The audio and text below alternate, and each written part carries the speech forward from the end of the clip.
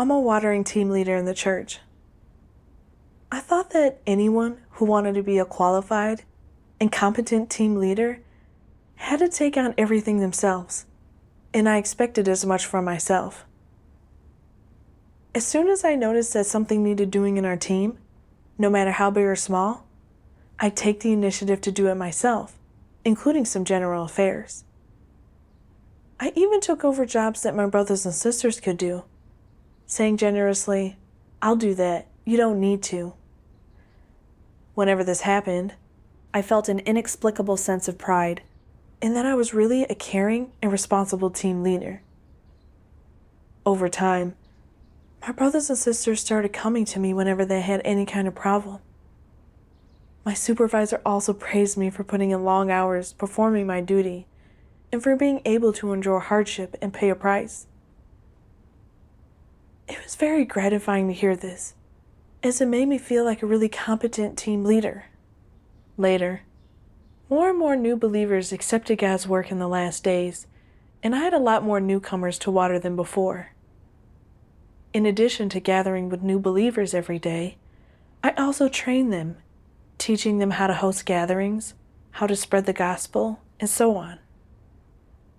My schedule was already very tight, but on top of that, the brothers and sisters in my team wanted my say-so even to arrange gatherings for new believers. With so much to do, I often got hung up on these trivial matters, which disrupted my schedule and left me too busy to even attend to my devotionals. Although I was really busy every day and never idle, I wasn't following up much on priority tasks. This often made me feel anxious, but I didn't know what to do about it. Once, the sister I was partnered with asked me, "You always say that you're busy, but what do you actually do every day?" Faced with my sister's question, I just felt very aggrieved that she didn't empathize with me. Later, when the brothers and sisters encountered problems watering new believers and came to talk to me about it, I would grumble to myself, "This is a basic principle that waterers need to master. Why are you coming to me to resolve such simple problems? Can't you learn to do it yourselves? Is it that you don't want to make an effort?" I didn't want to keep taking care of those matters anymore, and I felt that my brothers and sisters should handle them independently. But then I thought, I'm the team leader. If I don't take care of these problems and let the brothers and sisters handle them instead, won't that undermine my value as a team leader? Might someone say that I haven't fulfilled my responsibilities and that I shirk my duties? If the leader finds out, might she say that I'm incompetent? Never mind. If it's something that I can do, I'll just do it. So most of the time, I kept doing all the team's work myself, from major tasks such as arranging gatherings and solving the problems of new believers, to minor ones such as helping the brothers and sisters to relay messages and finding people to take care of general affairs. I rushed to do these things, even though I didn't really want to, so that no one would doubt me as a team leader. I can't begin to describe how drained I felt sometimes, juggling so many different things at once. All I could do was console myself by thinking, I am a team leader after all. Team leaders must be willing to work hard. And just like that, I kept taking all matters, both big and small, into my own hands, living in a state of perpetual busyness. Although being rushed off my feet every day won me the admiration and approval of some of my brothers and sisters, there was no peace or joy in my heart. I always felt that I was making a mess of my duty, and I had no time to do a lot of critical tasks because I was overwhelmed with trivial matters. One time, I mentioned my difficulties to the leader, and it was only after she fellowshiped with me that I gained some principles of practice. She asked me, "Aren't you taking on a bit too much work?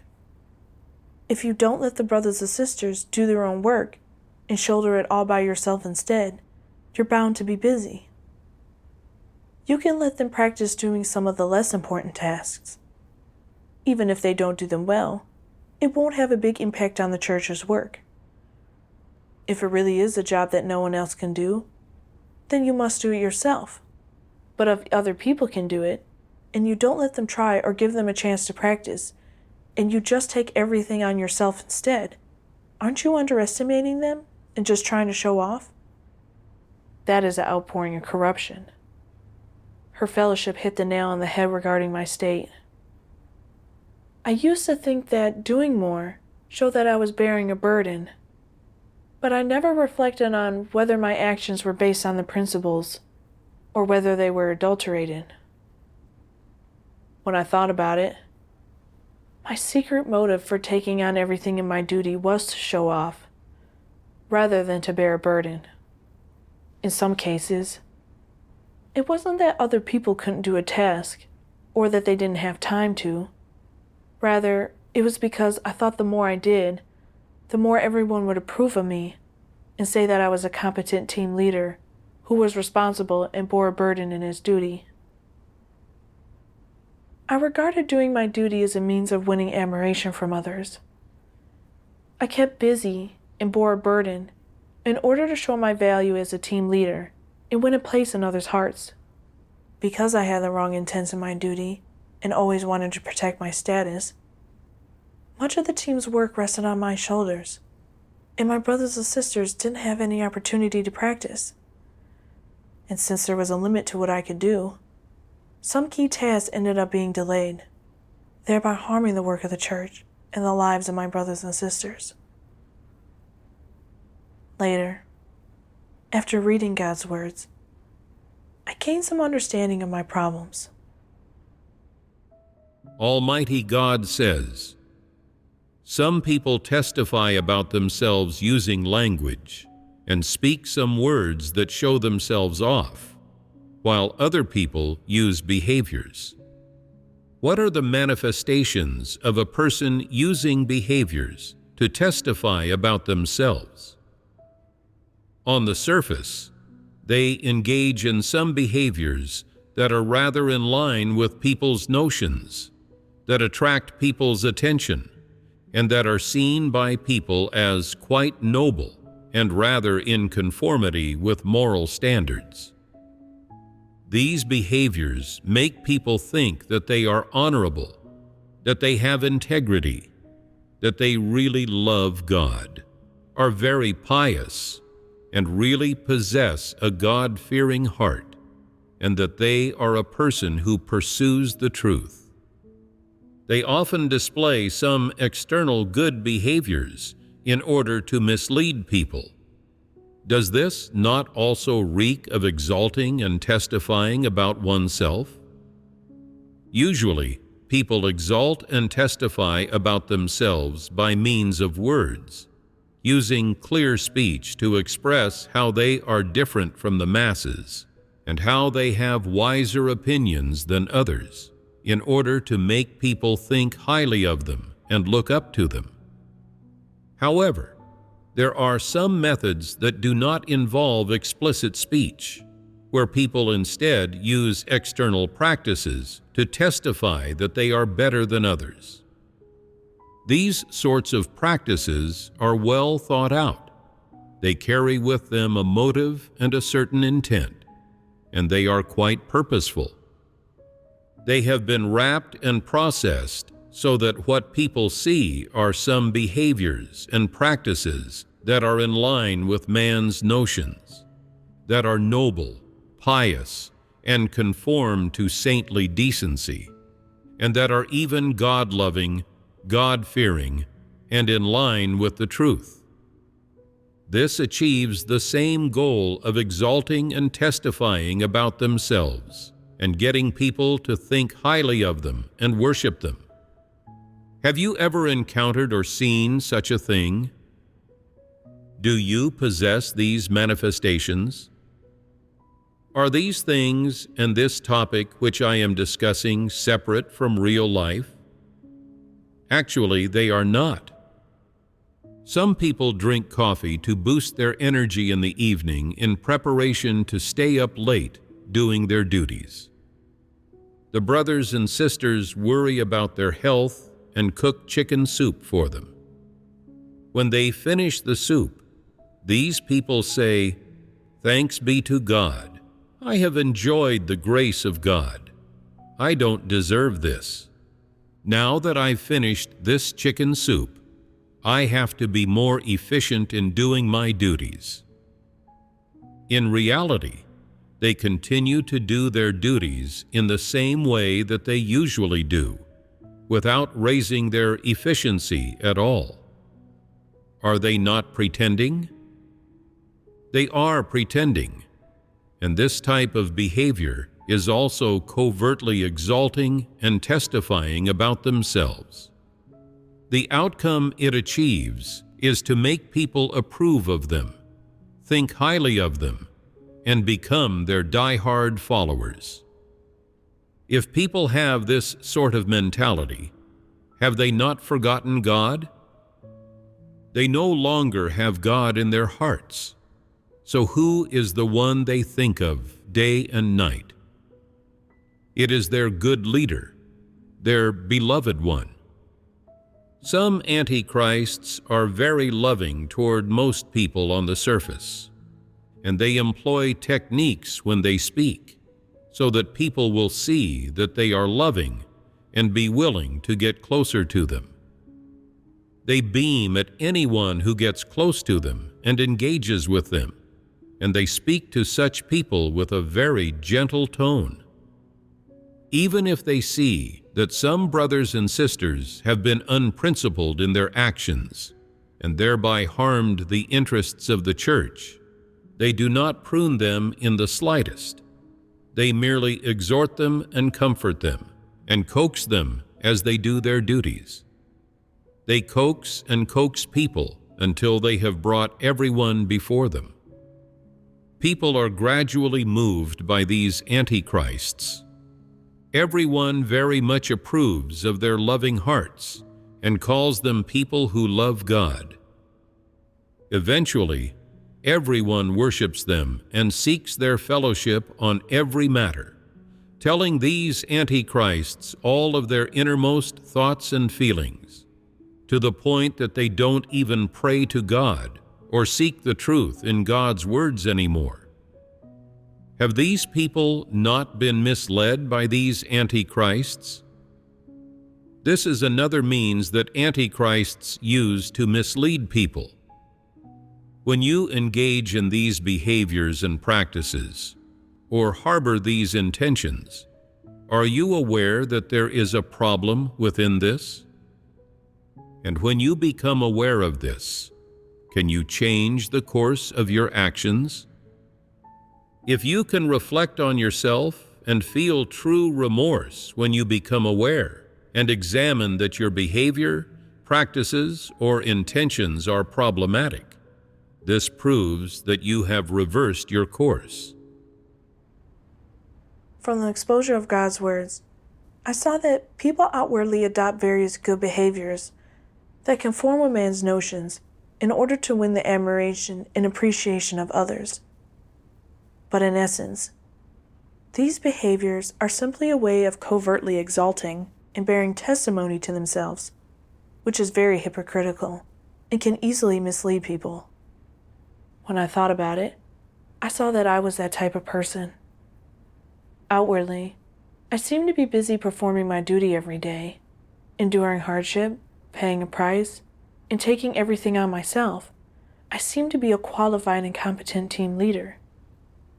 But behind all that, I was harboring my own despicable, secret intent, which was to gain people's admiration. I thought about how the brothers and sisters would come to ask me about all sorts of matters, both big and small, in the course of their duties, and how they relied on me to resolve everything. The fact was that they could have discussed and resolved some of those problems without my involvement. But the thought of how everyone trusted and admired me drove me to throw aside our work priorities and do everything myself, even if I didn't have the time, just to protect my pride and status. Sometimes, if I skipped a meal to host a gathering for new believers, My sisters would urge me to go and eat. I was actually secretly pleased by the thought of them seeing me too busy with my duties to even eat. I thought that they must admire me and think that I could really endure hardship and pay a price, and that I was a competent team leader. Due to being busy, I also enjoyed all sorts of privileges and earned sympathy from others, which I used to cover up some of my deviations and inadequacies. For example, if I didn't write a life experience testimony article, I would justify it by telling myself that I was too busy. When some of the team's tasks that I was responsible for weren't done in time, I would indulge myself and say that it was because I was too busy.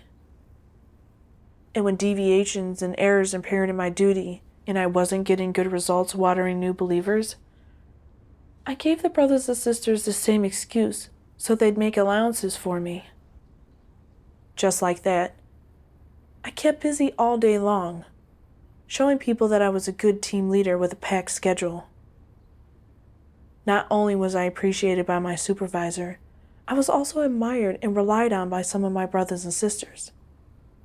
And yet, at the same time, I was also covering up the deviations and errors in my work. My intents were really despicable. I thought about why the brothers and sisters liked coming to me whenever they encountered problems and relied on me to do everything. It was mainly because I tried to take on everything myself. My brothers and sisters admired me. I had a place in their hearts. And whenever they encountered problems, they didn't pray and rely on God or seek the truth principles. They just came to ask me instead. By keeping busy in that way, I was just acting willfully, covertly showing off, winning people's hearts and keeping them away from God. At that time, I thought of a passage of God's words that I had once read. Almighty God says, "Some people seem quite enthusiastic in their belief in God. They love to attend to and concern themselves with the affairs of the church, and they're always running ahead. And yet, unexpectedly, they disappoint everyone once they become leaders.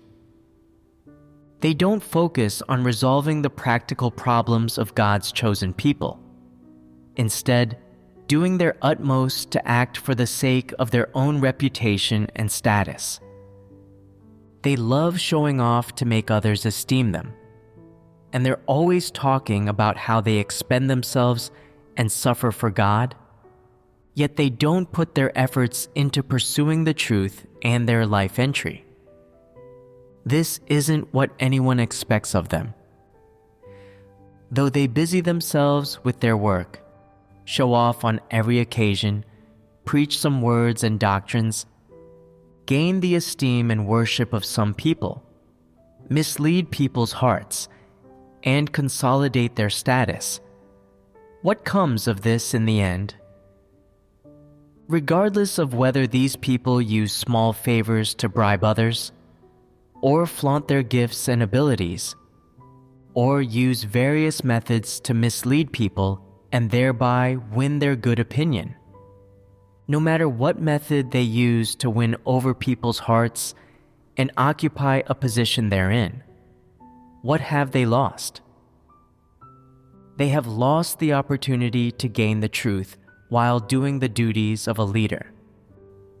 At the same time, because of their various manifestations, they have also accumulated evil deeds that will bring about their ultimate outcome. Regardless of whether they are using small favors to bribe and ensnare people, or flaunting themselves, or using facades to mislead people, and no matter how many benefits and how much satisfaction they outwardly seem to obtain from doing this, looking at it now, is this path a correct one? Is it the path of pursuing the truth? Is it a path that can bring about one's salvation? Clearly, it is not.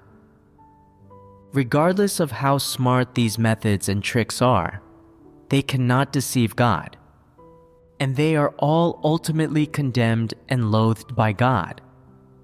Because hidden behind such behaviors is man's ambition and an attitude and essence of antagonism toward God. In God's heart, He would absolutely never recognize these people as those who are doing their duties, and would instead define them as evildoers. What verdict does God pass when dealing with evildoers? Depart from me, you that work iniquity. When God says, "Depart from me," where does He want such people to go? He is handing them over to Satan, to the places inhabited by throngs of Satans. What is the ultimate consequence for them? They are tormented to death by evil spirits, which is to say, they are devoured by Satan. God does not want these people, which means He will not save them. They are not God's sheep, let alone His followers, so they are not among the ones He will save. This is how these people are defined by God. So, just what is the nature of trying to win over the hearts of others? It is walking the path of an antichrist. It is an antichrist's behavior and essence. Even more serious is an essence of vying against God for His chosen people. Such people are enemies of God. This is how antichrists are defined and categorized, and it is completely accurate. God's words revealed my problem exactly. Since becoming a team leader, I had tried to take on everything myself. On the surface, I was an understanding, considerate team leader who actively helped my brothers and sisters with whatever needed doing. But my real intent and goal was to do things that served my own reputation and status, to win people's hearts and gain their admiration. That was a kind of fraud and trickery. I was just like the officials under the Great Red Dragon, who deceive ordinary folk by doing a bit of work just to make themselves look good under the guise of serving the people, so that they would revere them and sing their praises. I was just the same. Outwardly, I was busy performing my duty, but secretly, I wanted people to think that I worked hard and wanted them to admire and worship me. Because I took on everything myself, no one else got a chance to practice in their duties. They still admired me nevertheless, to the extent that whenever they encountered any issues, they didn't seek God. They instead relied on me to resolve them. They had no place for God in their hearts. I wasn't performing my duty properly at all. Clearly, I was doing evil and walking the path of the Antichrist. I prayed to God and asked Him to lead me in seeking the truth principles, to resolve my problems, and to stop acting based on my corrupt disposition. Later, I read another passage of God's words. Almighty God says, "In performing your duty, you are not to take on everything yourself, nor are you to work yourself to death, or to be the only flower in blossom, or maverick. Rather, you are to learn how to cooperate with others in harmony, and to do all you can to fulfill your responsibilities, to exert all your energy. That is what it means to perform your duty. To perform your duty is to brandish all the power and light that you have in order to achieve a result. That is enough. Do not try always to show off, always to say high-sounding things, to do things by yourself. You should learn how to work with others, and you should focus more on listening to others' suggestions and discovering their strengths. In this way, cooperating in harmony becomes easy. If you try always to show off and have what you say go, you are not cooperating in harmony. What are you doing? You are causing a disturbance and undermining others. To cause a disturbance and undermine others is to play the role of Satan. It is not the performance of duty. If you always do things that cause a disturbance and undermine others, then no matter how much effort you expend or care you take, God will not remember.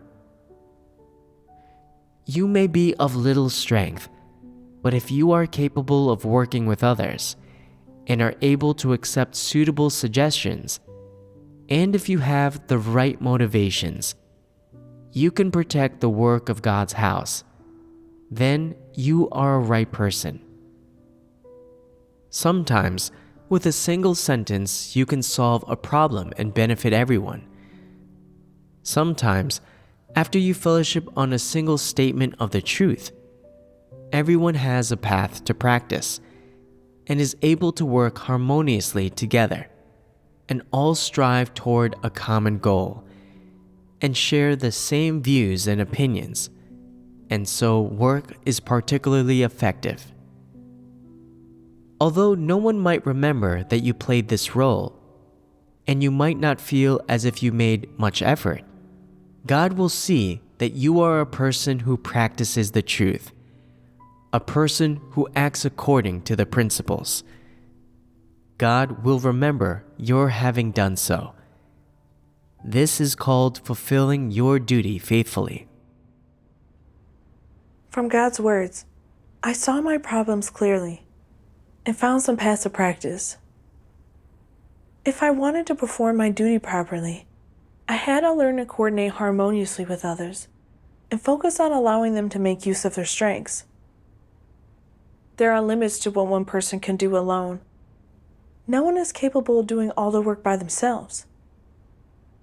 We can only achieve good results in our duties when we all have one heart and mind, and when all our respective strengths are put to use. Only when people have the right intents, namely to safeguard the church's work, are they performing their duties in line with God's intentions. That is much more effective than one person taking on all of the work. In the past, I not only exhausted myself by busily rushing around and trying to be the only star shining, I also made a mess of my duties. The strengths of my brothers and sisters were not utilized, and a lot of important work was delayed. By comparing the revelation of God's words to my own behavior, I finally understood why God says that always showing off in one's duty and not cooperating harmoniously with others disrupts the church's work. After that, I consciously put God's words into practice. I divided up the work in a logical way. I mainly took responsibility for following up on key tasks, and I assigned other jobs to suitable brothers and sisters based on their areas of expertise.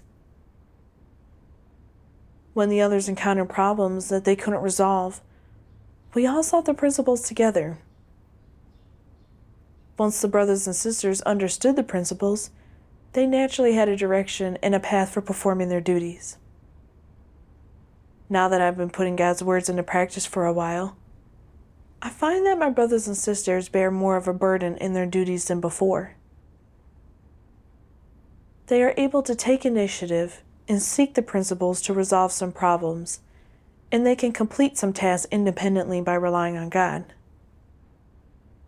Sometimes, when I encounter difficulties in the tasks that I'm responsible for, I also seek help from my brothers and sisters, and I gain a lot from it. Our team has been getting better and better results in our work by cooperating like this. The brothers and sisters are able to practice to varying degrees, and they have made some progress. I feel much more relaxed and at peace. Gradually, I have begun to find time to reflect on the problems in my own work, and I have started writing experience testimony articles normally again. I don't look as busy as I used to, but I find it easier to identify deviations and problems in the work and I have become more efficient in my duty.